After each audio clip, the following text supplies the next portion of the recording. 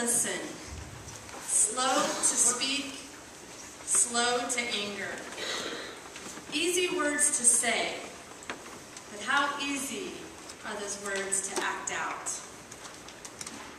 Can you think of times in your own life where you haven't been so quick to listen? You definitely haven't been slow to speak. And let's not even talk about anger. Even I myself struggle with these things, not just on a monthly basis, but a daily, sometimes a minute-by-minute basis, depending on what's going in my life. But going back to thinking about quick to listen, slow to speak, slow to anger. Can you think of times that you have been that way to someone, not meaning to? How you let the stress of the world get to you, the hurry and the bustle?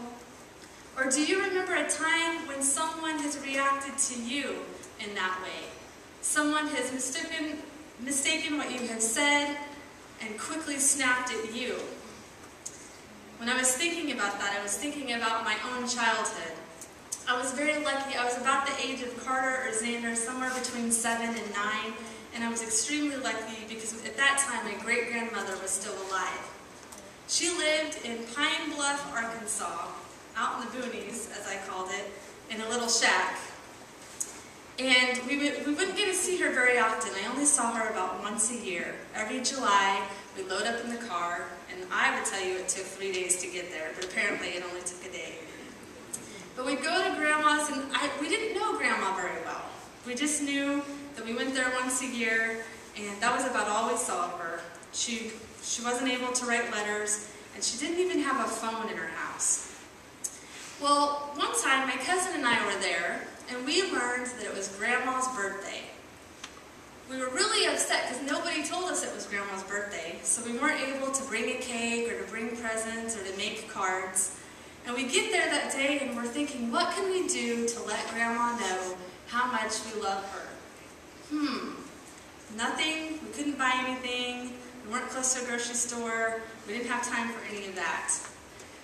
Well, Grandma had this old Chrysler, you know, the big boat-looking cars, the steel boats, the ones that are much better than today. And it had the long front end and the long back end. And we decided we needed some candles to celebrate Grandma's birthday. So, you know, it's July, there's lots of trees, pine trees and other kinds of trees in Arkansas. So we decided to take leaves, and those are going to be our candles. We didn't know how old Grandma was. We assumed somewhere between 90 and 100. Weren't quite sure. I believe she was 70 at the time. And then we're trying to figure out, well, we can't light the candles, but what's a way we can display these candles so Grandma would know we love her? We took a look at that old boat of a car she had and decided that the front end was perfect to be a cake. We were going to pretend it was a cake. So we took our leaves and we lined up more than 100 candles, leaves, all across the edges of that car in the front. Then we noticed we still had room for the other side, and since we weren't quite sure how old she was, we wanted to make sure we got it right, so we added more candles. And then we added some around the front. Pretty soon we look at ourselves. This took us, I might add, this took us at least an hour of work. We were outside. We didn't have anything else to do. Grandma's house was small. We were playing outside. We steadily worked on this. And we did so with the best of intentions and a giving heart.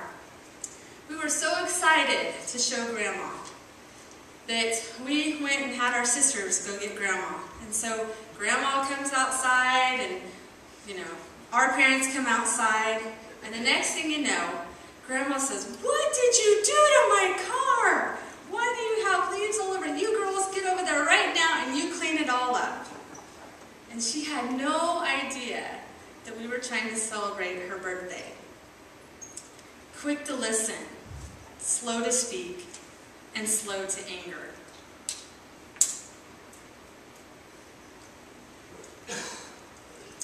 When I first decided, the lectionary for today gave 4 choices for today's scripture. And when I first decided on this scripture, I first took out the first 2 verses, verse 17 and 18. And if you could bring that up on the screen. I did so for two reasons. Number one, I thought I needed to make sure there was room for the whole entire scripture. And at first glance, I kind of went over the purpose of this whole entire meaning. But after studying it for a while, I began to think that maybe not just the scripture of quick to listen, slow to speak, slow to anger, but James 1:17 through 18 also has a very important message that also is the point of today's sermon. So I'm going to read that. It's up on the board. You can read it with me to yourselves. But it says, "Every generous act of giving, with every perfect gift, is from above, coming down from the Father of lights, with whom there is no variation or shadow due to change. In fulfillment of his own purpose, he gave us birth by the word of truth, so that we would become a kind of first fruits of his creatures." And then it goes on to talk about the slow to listen part. But the more I sat and started thinking about this, the more I realized I was missing a really important piece of this story.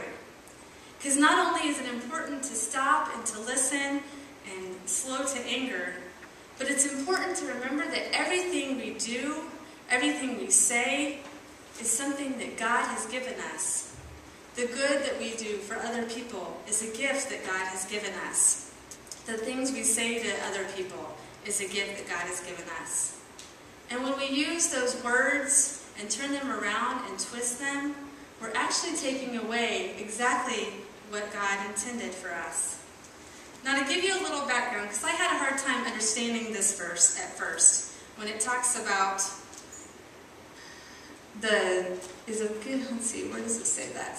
Where it talks about the different levels, the moon and things like that. In Greek philosophy, every being has its origin in higher power. And in Greek philosophy, you have source, life, light, good, truth, and idea. And everything is placed on a hierarchy. And as a human being, some are placed higher, which means they get more light. And others are placed lower, which means they have more shadows. So that's a little bit of what he's talking about, some of that. As we relate it to the Christian life, we realize that we as individuals aren't placed on a hierarchy. It doesn't matter if we get more sunlight or if we don't. It doesn't matter if we're rich or we're poor. It doesn't matter if we're educated or not educated. God has all of us surrounded in his love, and each of us has the choice and the opportunity to embrace that love. Every Christian receives gifts equally, not according to the hierarchy.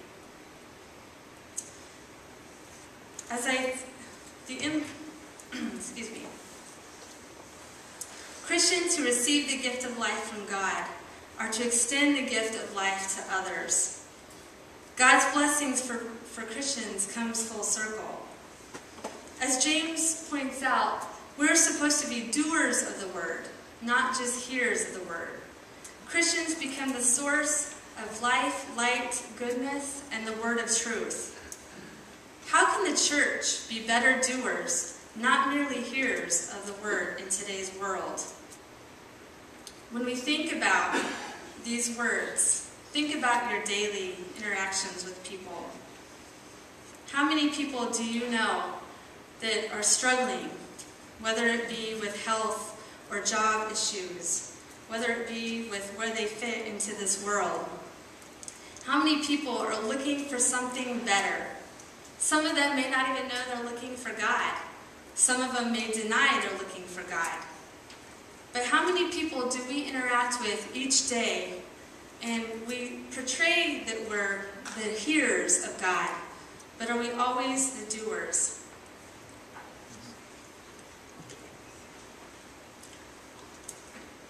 James is instructing us about how to live our daily life. And what I like about James is everything he's saying relates to how we are doing right here, right now. This was written centuries ago, but everything he's telling us to do, we have the option to do. He talks about how words can be destructive, and we've seen that in our lives. Without getting political, I promise I won't. But many of you have probably seen all the ads on television, the Republicans, the Democrats, the Tea Party. And when I say that out loud, you probably don't always first think of something positive that they've said. We think of how they've slandered each other, or they've called each other names, or they've accused people of horrendous things and horrendous crimes without proof. We think of how they've used words to get ahead, to make people like them, to make people vote for them. And it's not something that one party has done more than the other. It doesn't even come to that. But we teach our children to love one another, to not bully one another, to be kind, to use words cautiously. And then we see our political world and the world we live in. And it's no wonder we face the issues that we do. Actions speak louder than words.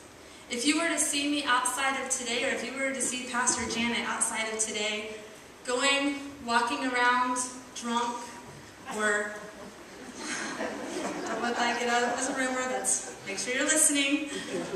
But if you were to see us acting out of character, if you were to see us not acting Christian-like or calling people names, if we stood up here on a Sunday morning, what good is that? But we are no different from all of you. The way we act in church should be the way we act outside of these doors, and many of us do. But sometimes things happen, words are said, anger rises. Actions speak louder than words. We have to learn to take responsibility for our anger and self-control. And if we try to remember that everything we do, according to this scripture, everything we do and everything we say is a gift from God, and we put that accountability to it, it makes it a lot harder to have those words that are painful be spoken. It makes it a lot harder to ignore people that are hungry or thirsty. Sometimes being a Christian seems easy, but we all know that being a Christian is not. We are joined together to do and help one another. Just as rugby players have to have rules so that there's not mass chaos, so do we have to have rules for how we treat one another. What can we do as a church to let people know that they are loved? What can we do as individuals? When will the day come where children will stop being bullied in school? Children no longer, how many times in the last 3 months have we heard of guns going to school? Children being shot to death in hallways. Adults shooting people in movie theaters. People feeling so hopeless and so alone and feeling like no one's listening that they contemplate suicide or ending their life. These things are all around us, and sometimes it's quick to excuse them. We're quick to say, well, they did wrong, and that's not an excuse. And it's definitely not an excuse to create horrendous crimes. But what would happen if we would stop and listen? For many of those people that have acted out in horrible ways, at one time or another, had something in their lives that touched them. How many people have been bullied or hurt, even as a child, you may remember, and you may not have acted out in violence or hurt anyone, but can you still remember a time when someone said something that hurt you and touched you in a way? Jesus calls for each of us to love one another and to hold on to one another. We are required to do so, and we are asked to do things to help this, to get to know our neighbor, to get to know that homeless person, to sit next to that person that may not smell so great. God calls each of us to do these things. And sometimes as we go through life, we're just so busy. We have a hard time stopping and slowing down. We think it's important to get to the next meeting, to be president of moms, to be the best world-class whatever, whether it be a mom or CEO of our business. But in the end, when we shut our eyes and go to heaven, will any of that matter? Will we remember any of those little things that upset us so much now? Where we strive so hard to have the perfect job, to have the perfect house, to have the perfect life. When we get to God and we proclaim to Him that we are His, will we remember any of these times?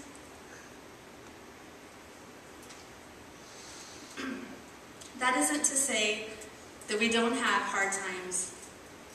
But I encourage all of you, even myself, to stop, especially now. Monday is Labor Day. This is a time we take a break and we relax. Some of us relax, some of us still work. But we take this time and we relax and we spend time with family. And I encourage you that as you spend time with your families, you stop and really think about those around you.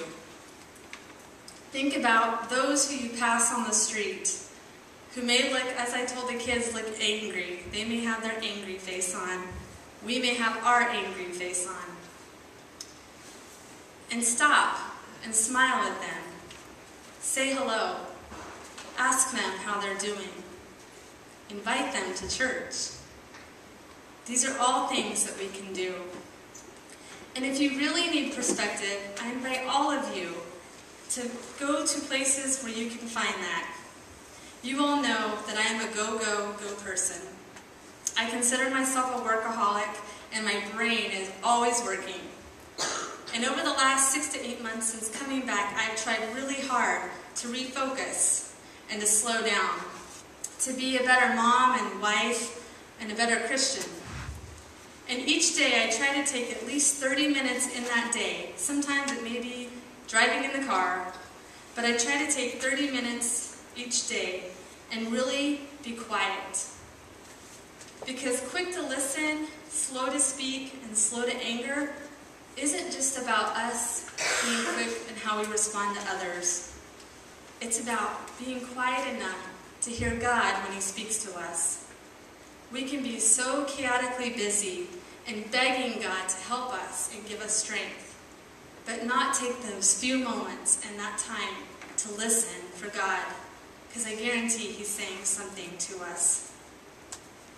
This summer, I had the opportunity to take the youth to the Topeka Rescue Mission, and we served lunch. And that was the first time that I was able to serve lunch there in a couple of years. And I tell you what, that's one place you can definitely get your perspective. When you start worrying about all the things you have and all the things you want in the bigger house, and we're having another child, so I'm definitely worried about the bigger house.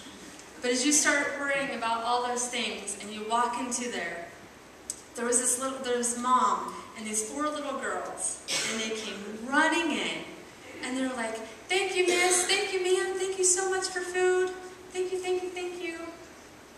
And the mom turned and she says, "Yeah," she's like, "they're really excited. This is the one meal they get a day." The one meal. Because at that time they weren't staying at the shelter and they were walking back and forth. But when you're surrounded by people who have nothing, you find that actually they have everything. They may not have a home, and they may not have it all, but they have a love and an appreciation of things that we can take for granted on a daily basis. So as we leave here today, I invite each of you to think about being quick to listen, slow to speak, and slow to anger. When these times get tough, close your eyes, pray to God, and remember, we are truly blessed. Will you please pray with me?